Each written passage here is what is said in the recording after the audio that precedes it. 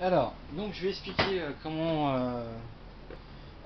faire l'entretien de l'unité intérieure. Donc c'est une clim climat, climatisée en climat. Donc voilà, je vais regarder. Voilà, donc climat. Donc j'ai retiré le cache pour qu'on voit mieux. Hein, voilà, c'est juste deux clips en haut qu'on va, on va la déclipser, puis ça permet de mieux voir l'échangeur, ce qu'on appelle l'évaporateur.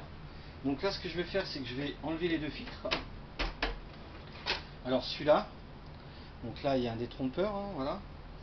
Donc ces filtres là, bon ça c'est... Bon, je vais pas spécialement en parler, mais par contre le filtre là c'est super important de les nettoyer, hein, super important. Donc soit on peut les mettre dans l'évier avec du mien, nettoyer correctement, voilà quoi. Donc je retire ces deux filtres là, donc celui-là, voilà. Et donc là je vais avoir le bouchon de la clé, et je vais avoir ce qu'on appelle l'évaporateur, l'échangeur, voilà. Donc l'échangeur, on va pouvoir, soit on peut...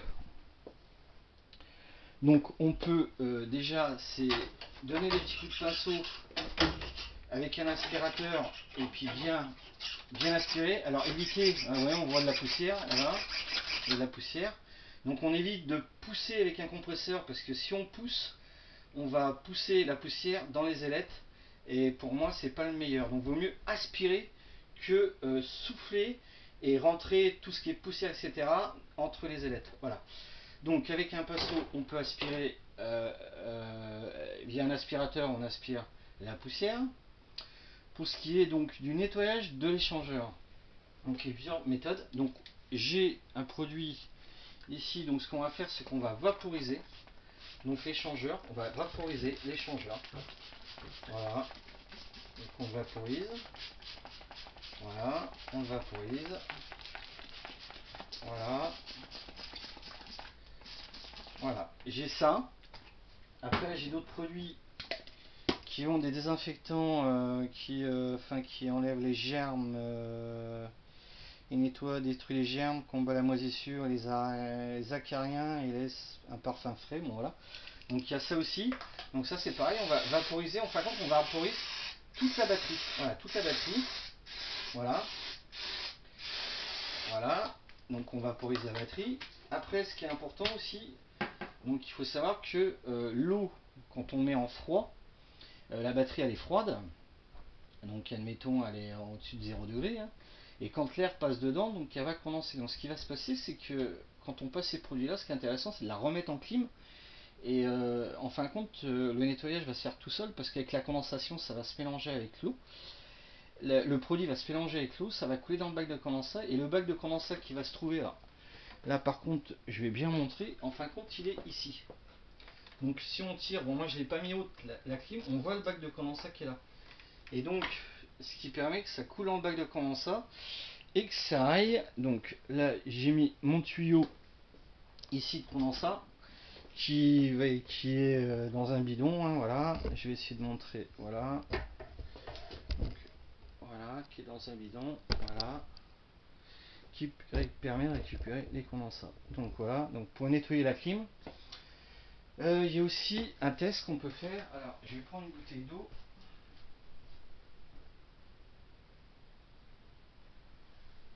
Alors, par exemple, j'ai posé ma clim et le tuyau, il est passé dans le trou, hein, voilà. Et là, je vais, pour tester en fin de compte si l'eau coule bien, et ce qu'on peut faire, c'est qu'on prend une bouteille, on met un peu d'eau. Donc le tuyau est là, côté droite, face à mon unité. Donc ce que je vais faire, c'est que je vais faire couler l'eau plutôt de ce côté-là, côté gauche, à l'opposé du tuyau de condensat. Donc voilà. Donc là, ce que je fais, c'est que j'écarte un peu mon plastique, et là, je fais couler. Je fais couler l'eau. Et donc là, je vois, j'entends que ça coule dans le bidon. Ça veut dire que les condensats coulent bien. Donc ça veut dire que si on fait une pause, par exemple, pour tester, si les condensats, si mon tuyau, il y a assez de pente, si mon tuyau est bien passé euh, pour l'écoulement des condensats, on peut tester avec une bouteille d'eau. Hein, voilà, là-dedans, on met de l'eau dedans et on fait couler. Voilà, et on voit si ça coule ou pas. Voilà. Alors ça peut être fait aussi. Alors ce qui peut arriver, et j'ai eu rencontre, c'est que en fin de compte, le tuyau de condensat, il peut y avoir une espèce de bouchon, n'importe quoi qui se mette à l'intérieur et qui vienne boucher. C'est-à-dire qu'on éteint la clim, par exemple, on nettoie pas. on nettoie pas l'échangeur, donc il peut y avoir des champignons, des moisissures qui poussent, qui peuvent grossir et se mettre à l'entrée la sortie du tuyau. Et ça peut boucher, et quand la clim par exemple, on la remet en clim par exemple en plein été, on la met à 8h du matin, on part faire je sais pas quoi, on revient 3 heures après, et on s'aperçoit que l'eau, il y a une flaque d'eau par terre énorme, et ça peut aller à des quantités de 6, 7, 8 litres, tout dépend de la taille de la machine, tout dépend de l'humidité dans l'air, etc., etc. Donc voilà, donc ça permet justement de pouvoir tester à chaque redémarrage d'une clim par exemple, que l'écoulement des condensats se fait correctement. Voilà, c'est-à-dire qu'on fait couler, une autre personne va dehors, il voit tout de suite si ça coule ou pas, on le voit instantanément. À partir du moment que le tuyau soit bien passé, aussi bien dans la pente du trou et dans la goulotte. Voilà. Donc, j'ai fait l'explication. Donc, on évite de pousser la poussière à l'intérieur du split, enfin à l'intérieur des échangeurs. Pour moi, c'est pas le meilleur en fin de compte.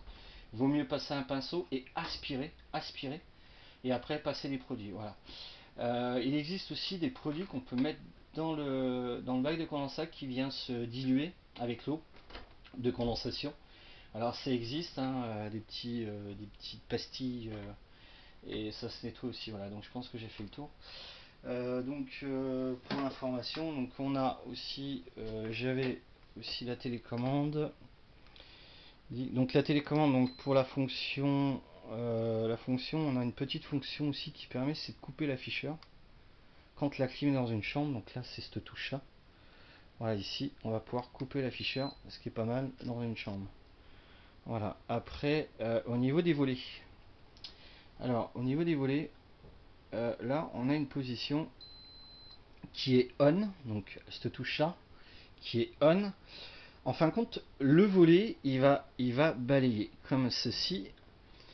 Et par exemple, si on veut le bloquer à un moment défini, par exemple je veux le bloquer comme ça, c'est-à-dire que au niveau de l'afficheur, je rappuie et il se met sur off. Alors je sais pas si on voit bien l'afficheur, oui on le voit enfin, à peu près. Donc c'est-à-dire que quand il est sur off, on, le volet va faire ça, aussi bien le volet intérieur, hein, s'il y a l'option hein, sur la clim bien entendu.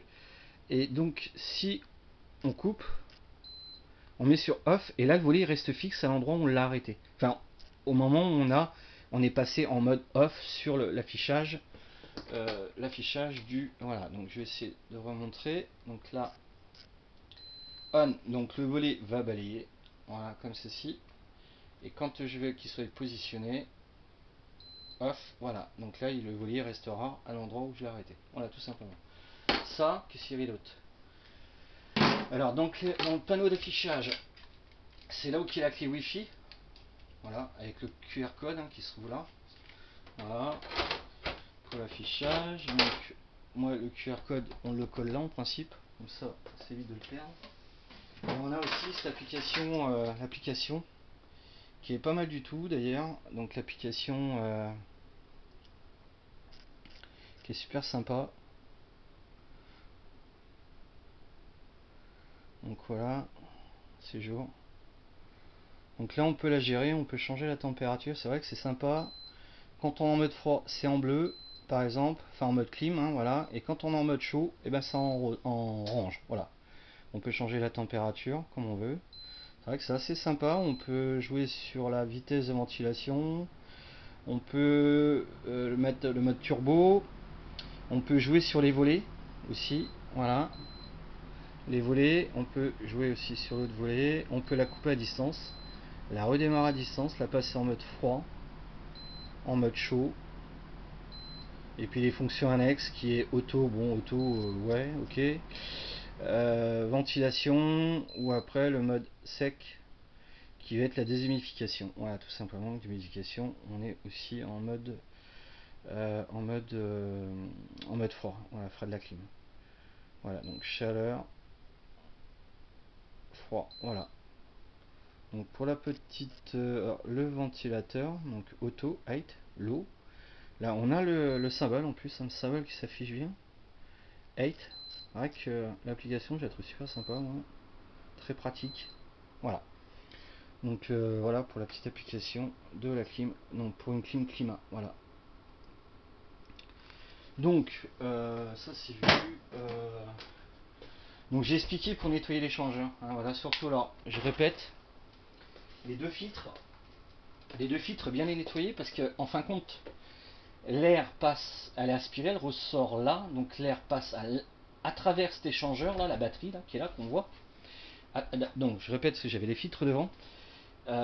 L'air est soufflé là, donc pour qu'elle souffle, on l'aspire, elle passe dans cet échangeur là.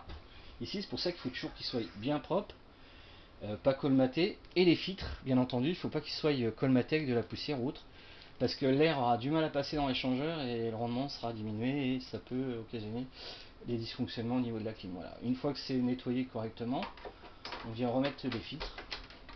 Voilà. Donc voilà, on remet le deuxième. Voilà, donc prochaine vidéo, j'essaierai d'expliquer d'autres choses. Voilà. Au revoir, à bientôt.